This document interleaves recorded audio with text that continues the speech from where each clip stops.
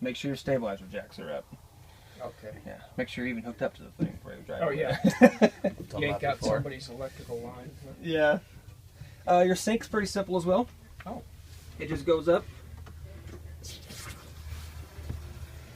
Got a little bit of antifreeze left in there from winterizing, but once I turn that pump on, it'll clean all that out.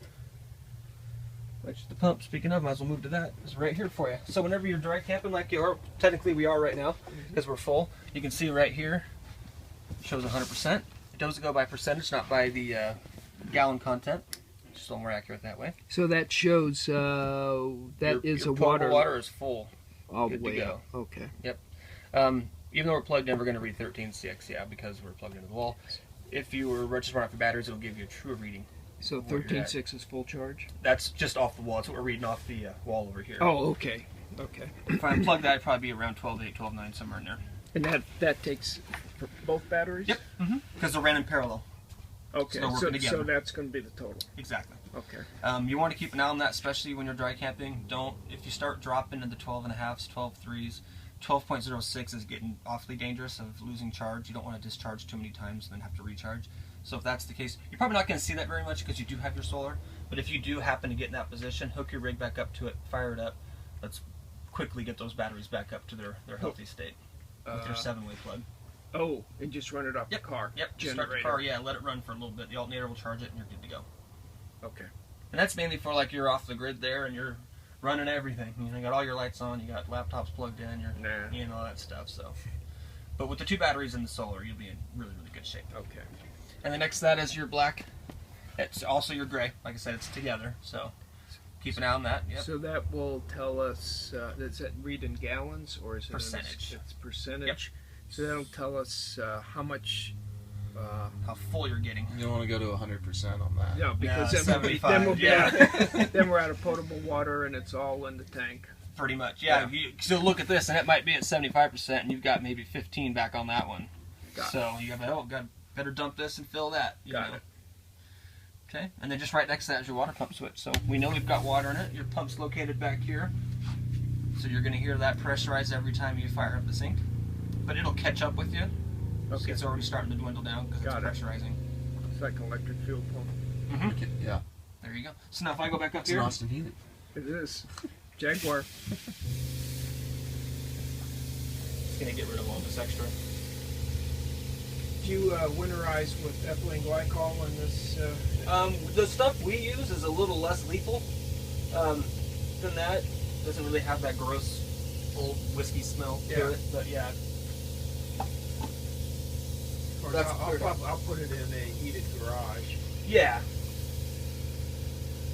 If it's not going to get cold for you, there's no point in wasting chemicals, going through that whole process. But like you said, just drain it all. Don't have any water sitting in it, and you'll be good to go. Not gonna freeze. Yeah, there is a great way to sanitize that freshwater tank. Say you forget one time that you 3 months you're like, oh man, I left a bunch of water in that potable water tank. If you feel like, well, you don't want to deal with that, maybe 3 months is not that long, but just dump it all out. Quarter cup of bleach per 5 gallons. Dump it in there, let it sit for a few hours, and then drain it and cycle some water through it. You pretty much just got yourself a new tank. Okay. Yeah, exactly. Okay. Down here we got a couple buttons to play with. This right here. What that's going to do is heat up your tanks so they don't freeze on you. So you got little pads on there. So have that on really, really, really cold nights if you're out dry camping and stuff. So that's electric heating. Yeah, and that runs off the 12-volt system. That's cool. Okay. LP detector right here. Green's good. They have a lifespan of about 5 years, and that's just because of how they react and smell out the LP. It's on the ground because LP's heavy. You can't necessarily smell it up here, but this will down here. And it'll turn red, beep, freak out on you. So that'll tell us we got a gas inside. Yep, absolutely. And if you do, it's just like a carbon monoxide. Yep. And you have CO and you have smoke in here too, so you're covering all 3 there. If that ever starts freaking on you, whatever you're doing, turn it off, open a door, and get out of the unit and let it reset itself. Go up front, shut off. Shut off everything. Yep, exactly. Okay. And then once it goes yellow. Does that stay on all the time? Yes, it does. Yeah. Okay. The other detectors run off just a 9-volt battery. And that one's plugged in. This is a disconnect switch. See, we're in the on position right now. When you're going to store this thing, you're going to want to put it in that off position.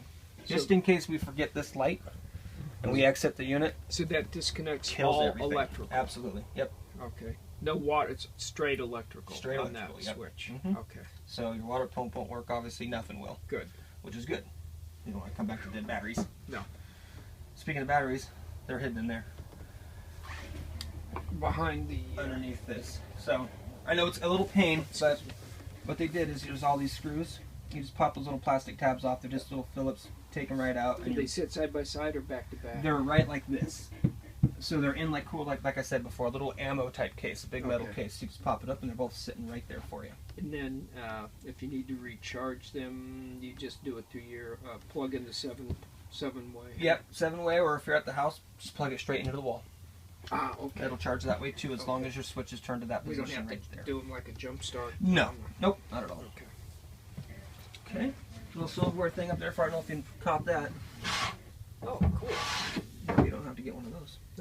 Very nice. Be a little mindful of this right here, hitting that, your fridge right there. Okay. So if you're going to be in here working, what I do is I take that thing off. So if it does, it's not hitting it. So, okay, Very nice. don't want that messing up that nice Boy, they panel. well engineered this from the thought process. Yeah. Is there anything you don't like in this kitchen? I'm that you just would not a change? big fan of the battery location. But I mean, I understand it. I get it. You know, they don't want to throw them up there because we got LP. We're a smaller yeah. unit. Blow I mean, up. it's not that bad. You take some screws out, it's right there. But Okay. that's the only thing. And I mean, when are you really going to need to get in there? I Yeah. won't need to because we'll use the 7-pin and just crank up. Yep.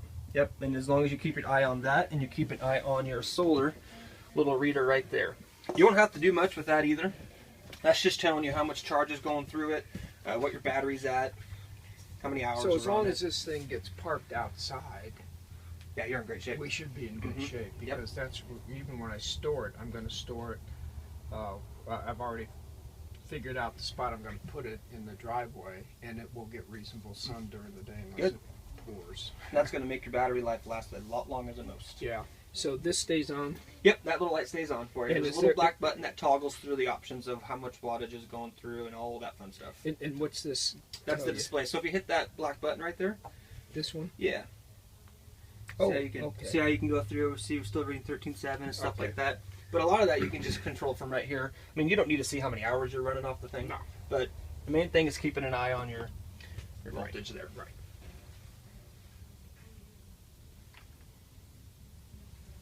What did we have on this? That's your water heater furnace combination. That's the Truma. This one it's pretty user friendly. Just a couple little neat tricks that I'll show you. So to activate it, we're just going to hit that button. We're going to kind of roll over to, this will be your furnace. So we're going to go in.